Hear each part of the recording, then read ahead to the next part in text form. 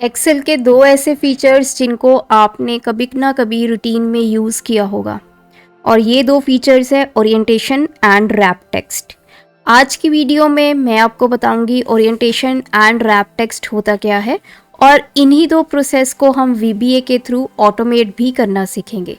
सबसे पहले अगर बात करें ओरिएंटेशन की, ओरिएंटेशन एक्सेल का एक ऐसा फीचर है जिसकी हेल्प से आप अपने टेक्स्ट को किसी भी एंगल पे रोटेट कर सकते हैं।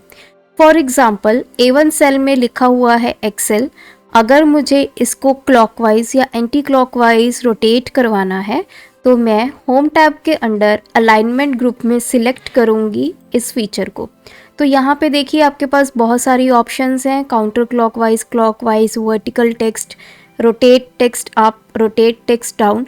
तो इनको किसी भी फीचर को आप यूज़ करके अपने टेक्स्ट को रोटेट कर सकते हैं।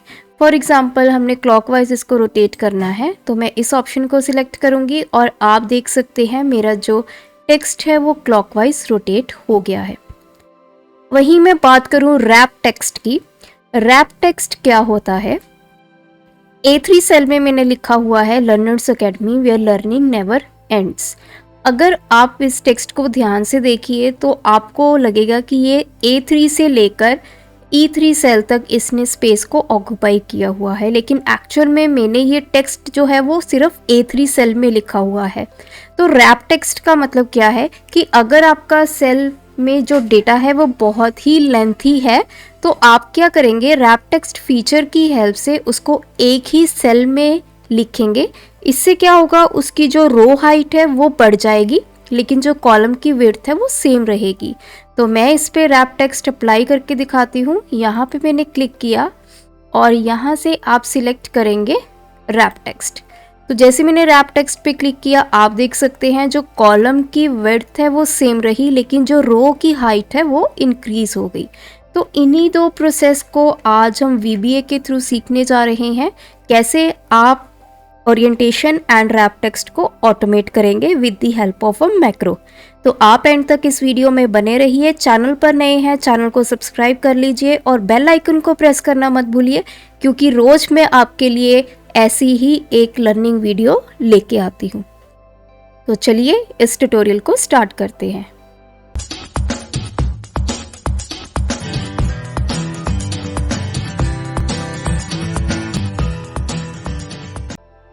मैक्रो लिखने के लिए हम डेवलपर टैब में जाएंगे और यहाँ से सिलेक्ट करूँगी मैं विजुअल बेसिक। वीबीए की विंडो ओपन हो चुकी है और जैसा कि आपको पता है जब भी हमने मैक्रो लिखना होता है तो हम यहाँ पे एक मॉड्यूल ऐड करते हैं। इंसर्ट में जाएंगे, मॉड्यूल ऐड करेंगे और इस मॉड्यूल को मैं रीनेम करूँगी। तो अभी मैं इसका नाम दे देती हूँ रैप टेक्स्ट एंड एंटर।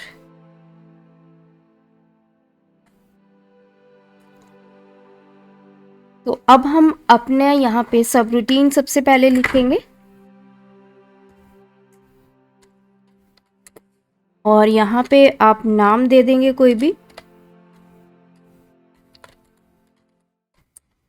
तो मैंने अपनी सब रूटीन को नेम दे दिया है ओरिएंटेशन, और जितने भी कोड हैं वो मैं इसके विद इन ही लिखने जा रही हूँ। सबसे पहले ओरिएंटेशन की बात करेंगे। ओरिएंटेशन लिखने के लिए मैं यहाँ पे बताने जा रही हूँ अपनी रेंज।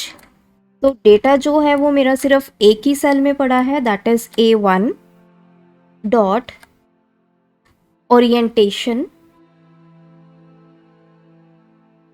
Equals to 0। 0 का मतलब क्या है कि अभी आपका जो टेक्स्ट है वो हॉरिजॉन्टल पोजीशन में पड़ा है, उस पर कोई भी एंगल पे हमने उसको मूव नहीं करवाया। तो इस लाइन को मैं दोबारा सिलेक्ट कर लेती हूँ क्योंकि मुझे इसकी रिक्वायरमेंट बार बार पड़ेगी।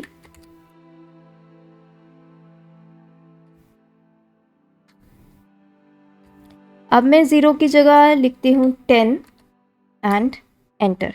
तो सबसे पहले हम इसको मिनिमाइज करते हैं और इस कोड को हम स्टेप बाय स्टेप एग्जीक्यूट करूँगी। तो उसके लिए मैं F8 प्रेस करूँगी।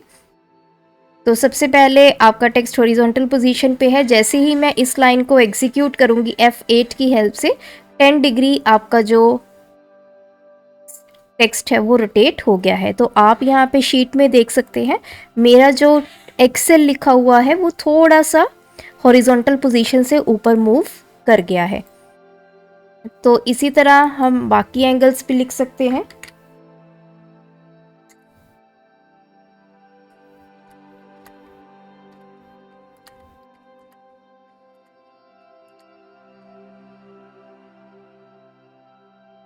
तो यहाँ पे मैं अपने एंगल्स की वैल्यू चेंज कर देती हूँ।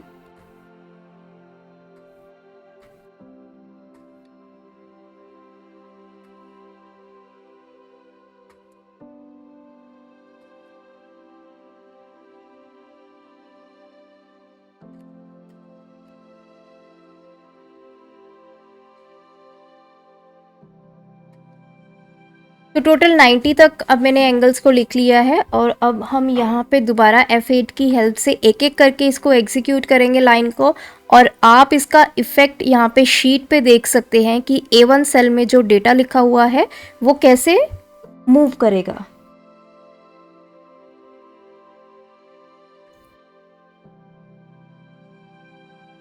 तो आप डेटा देख सकते हैं 40 डिग्री, 50 डिग्री, 60, 70, 80 एंड 90।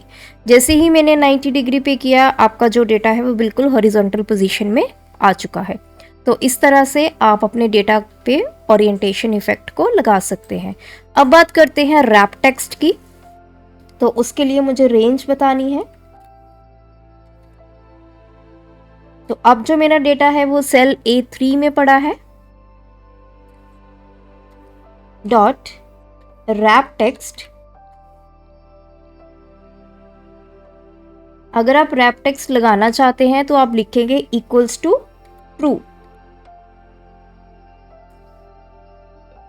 तो अगर मैं अब अपना यहाँ पे रन से इस कोड को रन करूं तो जैसे मैंने इसको रन किया आप देख सकते हैं मेरा जो डेटा है A3 सेल में पड़ा हुआ डेटा अब वो रैप हो गया है, जिससे कि उसकी जो रो हाइट है वो बढ़ चुकी है और जितना भी टेक्स्ट था वो एक ही सेल में अब आपको दिखाई दे रहा है। तो अगर आपने रैप टेक्स्ट फीचर को हटाना है तो आप यहाँ पर दोबारा से इसी स्टेटमेंट को यूज करेंगे और ट्रू की जगह पे आप लिख देंगे फॉल्स। तो अगर अब मैं इसको F8 से दोबारा एग्जीक्यूट करती हूँ तो जैसे ही रैप टेक्स्ट फॉल्स स्टेटमेंट मेरी एग्जीक्यूट हुई डेटा आपका वैसे ही दिखाई दे रहा है जैसे पहले था।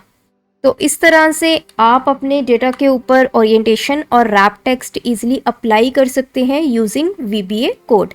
तो आज की वीडियो में हमने सीखा कैसे आप ओरिएंटेशन एंड रैप टेक्स्ट को ऑटोमेट करेंगे यूजिंग VBA। ऐसे और ट्यूटोरियल के मेरे चैनल के साथ बने रहिए। आज की वीडियो देखने के लिए आपका बहुत बहुत धन्यवाद।